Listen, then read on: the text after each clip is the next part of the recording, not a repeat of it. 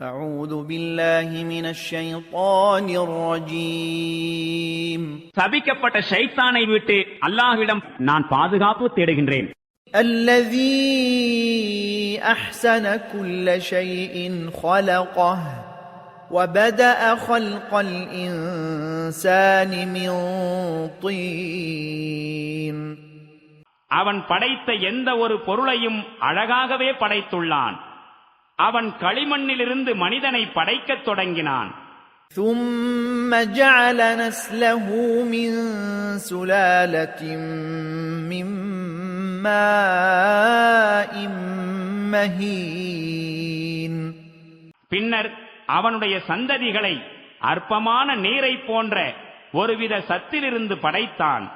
ثم سواه ونفخ فيه من روحه وجعل لكم السمع والأبصار والأفئدة قليلا ما تشكرون பிறகு குறைபாடு இல்லாதவாறு அவனை சீரமைத்து அவனுள் தன்னுடைய உயிரை ஊதினான்.